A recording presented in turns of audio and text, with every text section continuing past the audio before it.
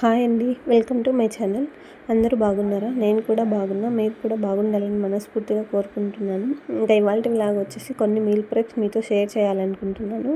ఇంకా లేట్ ఎందుకు, వీడియోలో పదండి చూద్దాం. ముందుగా నేనైతే మల్టీగ్రెయిన్ దోశ బ్యాటర్ని ప్రిపేర్ చేసుకున్నా. అందుకోసం 3 cups rice, 1 cup urad dal, 1/2 cup అలసందలు, 1/2 కప్ పెసలు, 1/2 కప్ పల్లీలు, కొన్ని పచ్చిశనగపప్పు, కొన్ని మెంతులు అండ్ 1/2 కప్ బ్రౌన్ రైస్ వేసి బాగా వాష్ చేసుకొని 7 to 8 hours సోక్ చేసుకోవాలి.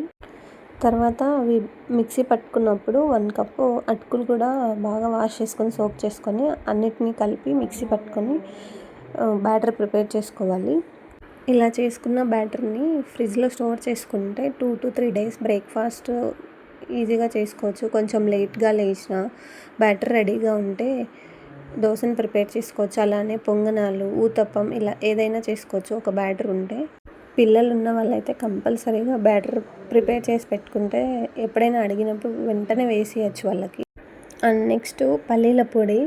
ఈ పొడి ఒక్కటే ఉంటే ఏదైనా ఫ్రైస్లోకి కానీ లేదంటే ఎప్పుడైనా హెల్త్ బాగాలేనప్పుడు చట్నీ ప్రిపేర్ చేసుకోవాలన్నా ఇందులో కొంచెం పొడిని పక్కకు తీసుకొని కొంచెం చింతపండు పల్పు ఉంటుంది కదా, అది వేసుకొని ఒకసారి మిక్సీ పట్టుకొని దోశలో అయినా వేసి తినొచ్చు. ఈజీగా రెడీ అవుతుందండి. దీనికోసం పల్లీలను ఫ్రై చేసుకొని పక్కన పెట్టుకొని ఒక 4 to 5 ఎండుమిరపకాయలని జస్ట్ 1 drop ఆయిల్ వేసుకొని పల్లీలు వేయించినాక ప్యాన్ హీట్గా ఉంటుంది కదా, అందులోనే ఫ్రై చేసుకున్నా చాలు.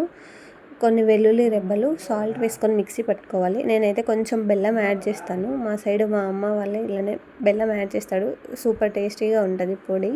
కొంచెం నెయ్యి వేసుకొని వేడివేడి అన్నంలో తిన్నా కూడా బాగుంటుంది.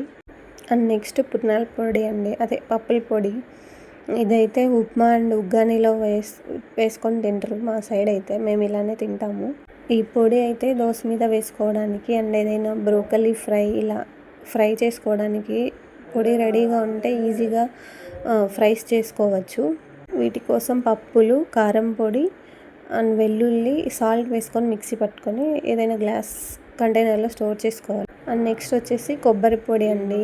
కొంచెం కొబ్బరి, వెల్లుల్లి, జీలకర్ర, కారం పొడి, ఉప్పు వేసి మిక్సీ పట్టుకోవాలి. ఈ పొడి అయితే బీట్రూట్ ఫ్రై అండ్ లేకుంటే కొంచెం పోపు పెట్టుకొని పొడి వేసుకొని అన్నం వేసుకొని తింటే కొబ్బరి అన్నం లాగా చాలా బాగుంటుంది.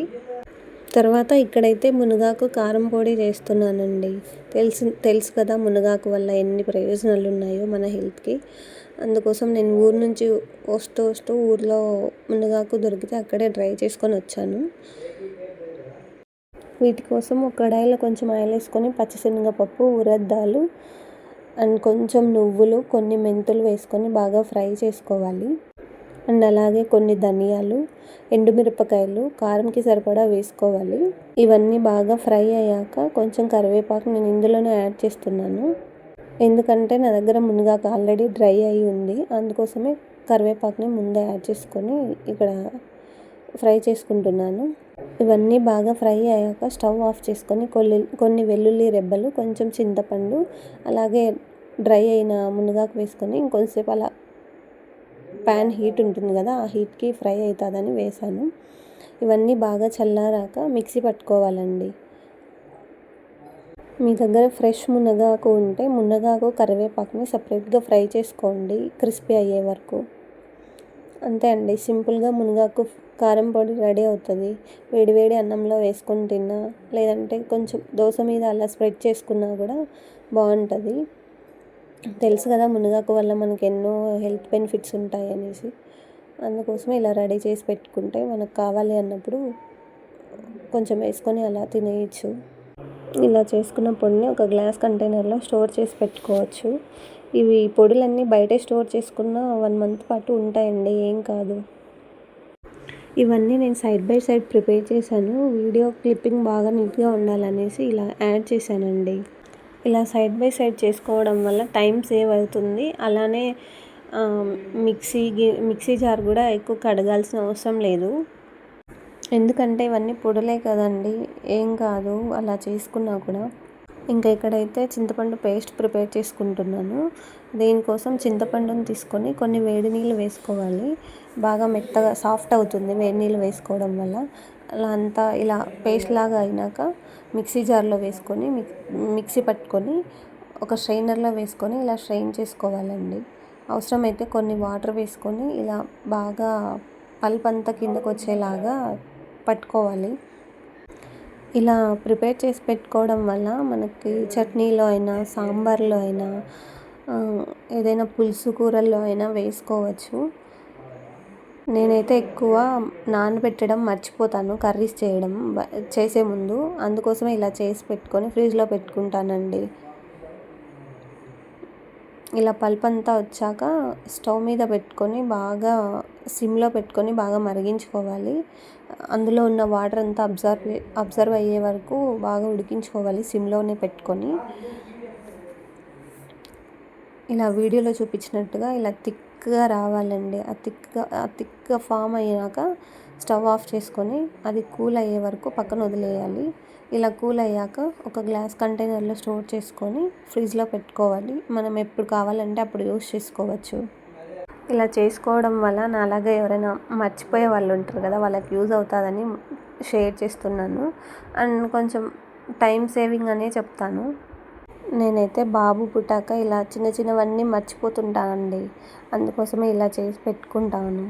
ఏదైనా సాంబార్ కానీ, పులుసు కూర కానీ అది ప్రిపేర్ చేసే ముందు గుర్తొస్తుంది, అవును చింతపండు నానబెట్టలేదు కదా అనేసి. అందుకోసం ఇది యూజ్ అవుతుంది, నానబెట్టుకున్న ఇలా డైరెక్ట్గా వేసుకోవచ్చు అనేసి.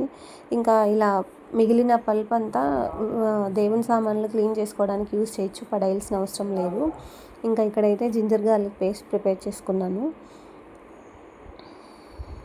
ఇంకా జింజర్ గార్లిక్ పేస్ట్ అయితే మ్యాక్సిమం అన్ని కర్రీస్లో యూస్ చేస్తాం కదండి, మసాలా కర్రీస్లో. అందుకే ఇలా చేసి పెట్టుకుంటే యూజ్ అవుతుంది అనేసి షేర్ చేస్తున్నాను మీకు. ఇందులో ఏం వేయలేదండి నేను, ఓన్లీ జింజర్ అండ్ గార్లిక్ ఆపి మిక్సీ పట్టుకున్న ఇలా పేస్ట్ లాగా అయ్యింది. కొంతమంది ఆయిల్, పసుపు, వాటర్ అండ్ ఇలా వేస్తారు, నేనైతే ఏం వేయలేదు. ఇలా మెత్తగా పేస్ట్ పట్టుకొని ఒక గ్లాస్ కంటైనర్లో స్టోర్ చేసుకొని ఫ్రిడ్జ్లో పెట్టుకొని మనకి ఎప్పుడు కావాలంటే అప్పుడు యూస్ చేసుకోవచ్చు. ఇంకా ఇక్కడైతే స్నాక్స్ ప్రిపేర్ చేశాను, అదే క్యాష్యూ స్టిక్స్ ప్రిపేర్ చేశాను మా బాబు కోసం. అందుకోసం ఒక మిక్సీ గిన్నెలో 1 కప్పు ఓట్స్ తీసుకొని పౌడర్ చేసుకున్నాను. అందులో 1 కప్పు క్యాష్యూస్ తీసుకొని జస్ట్ పల్స్ మోడ్ పెట్టుకున్నాను. ఫైన్ పౌడర్ అవసరం లేదు, అలా క్యాష్యూస్ అనేది ఇలా కనిపించాలి. పౌడర్ లాగా చేసుకుంటే మనం తిన్నప్పుడు ఇలా క్యాష్యూస్ నోటికి పంటికి తగలదు కదా, అలా తగలడం వల్ల చాలా టేస్ట్ అనిపిస్తుంది క్యాష్యూస్. వీటిని అంతా ఒక మిక్సింగ్ బౌల్లో వేసుకొని 1.5 కప్ గోధుమ పిండి తీసుకున్నాను. అండ్ ఇక్కడే ఇలా కలుపుకున్నప్పుడే కొంచెం బేకింగ్ పౌడర్ యాడ్ చేసుకోండి. తర్వాత నేను ఒక 25 గ్రామ్స్ అలా బటర్ తీసుకున్నా, మెల్టెడ్ బటర్. 25 గ్రామ్స్ మెల్టెడ్ బటర్ని ఒక మిక్సీ జార్లో వేసుకొని, అండ్ ముందు మనం ఓట్స్ ఏ కప్తో మెజర్ చేసుకున్నామో అదే కప్తో ఫుల్ గ్లాస్ జాగరీ తీసుకుని, కొంచెం స్వీట్ ఎవరైనా ఎక్కువ తినాలి అనుకున్న వాళ్ళు ఇంకొంచెం యాడ్ చేసుకోండి. ఈ బటర్ని అండ్ జాగరీని బాగా మిక్సీ పట్టుకోవాలి ఇలా పేస్ట్ లాగా. ఇలా మిక్సీ పట్టుకున్న పేస్ట్ని ముందుగా మనం మిక్సింగ్ బౌల్లో వేసుకున్నాం కదా గోధుమ పిండి అండ్ ఓట్స్ పౌడరు, అందులో వేసుకొని ఇంకొకసారి బాగా కలుపుకోవాలండి. అవసరమైతే కొంచెం మిల్క్ యాడ్ చేసుకొని మెత్తగా ఇలా చపాతీ ముద్దలాగా చేసుకోవాలి. ఇవి నేను ఒకసారి పిస్తా హౌస్కి వెళ్ళినప్పుడు తెచ్చాము మేము, బాబు తింటాడనేసి. అవి తిన్నప్పుడు బాగా నచ్చాయి మాకు, అందుకే ఇంట్లో ఒకసారి ట్రై చేద్దామని చేశాను, బాగా వచ్చాయండి. అందుకోసమే మీతో షేర్ చేస్తున్నా, ఎవరికైనా యూజ్ అవుతాయి అనేసి. బయట తెచ్చే వాటిలో sugar and maida and refined oil ఇట్లాంటివన్నీ యూజ్ చేస్తారు కదా, అవి పిల్లలకి ఎందుకు పెట్టడం అనేసి ఇలా ఇంట్లోనే ట్రై చేశాను నేను. ఒకసారి మీరు కూడా ట్రై చేసి నాకు కామెంట్లో చెప్పండి ఎలా వచ్చాయి అనేసి. ఇలా బాగా కలుపుకున్నాక కొంచెం నేను పైన ఓట్స్ యాడ్ చేశాను. లుక్ వైజ్ బాగా కనిపిస్తాయి అనేసి యాడ్ చేశాను. మీకు అవసరమైతే యాడ్ చేసుకోండి, లేదంటే లేదు. ఇలా వీడియోలో చూపించినట్టుగా కలుపుకోండి. ఇప్పుడు ఒక బటర్ పేపర్ తీసుకొని దాని మీద ఈ ముందు కలుపుకున్న ఈ పిండి పెట్టుకొనేసి పైన ఇంకొక బటర్ పేపర్ పెట్టుకొని చపాతీ కర్రతో ఇలా ప్రెస్ చేసుకోండి.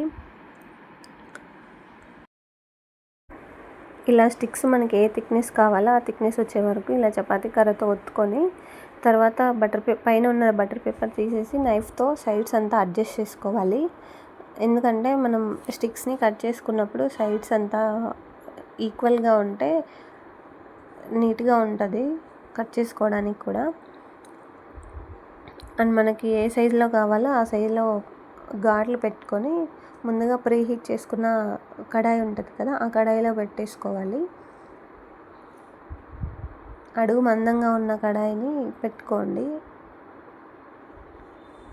10 to 15 minutes ప్రీ హీట్ పెట్టుకొని తర్వాత ఇలా మనం ప్రిపేర్ చేసుకున్న ఈ స్టిక్స్ని పెట్టేసి ఇంకొక 10 to 15 minutes అలా బేక్ చేసుకోండి. అంతే అండి, సింపుల్గా క్యాష్యూ స్టిక్స్ అనేది రెడీ అయిపోతాయి. వీడియోస్ చూస్తున్నారు కానీ ఎవరు లైక్ చేయట్లేదండి. మన వీడియోస్ కనుక నచ్చినట్లయితే ప్లీజ్ లైక్ చేయండి. మీరు చేసే లైక్ నాకు ఎంతో మోటివేషన్ ఇస్తాయి. అలాగే మన వీడియోస్ ఇంకొంతమందికి రీచ్ అవుతాయి. వీడియోస్ నచ్చినట్లయితే ప్లీజ్ లైక్ చేయండి. అలాగే సబ్స్క్రైబ్ చేసుకొని నన్ను సపోర్ట్ చేయండి. ఇలాంటి ఎన్నో యూస్ఫుల్ వీడియోస్తో మీ ముందుకు వస్తాను. అండ్ ఈ వీడియో మీకు యూజ్ అవుతుందని అనుకుంటున్నాను. మీకు ఎలాంటి వీడియోస్ కావాలో కామెంట్లో షేర్ చేయండి. నేను తప్పకుండా ప్రిపేర్ చేసి మీకు షేర్ చేస్తాను. అండ్ మరొక యూస్ఫుల్ అయ్యే వ్లాగ్తో మీ ముందు ఉంటాను. బాయ్ అండి.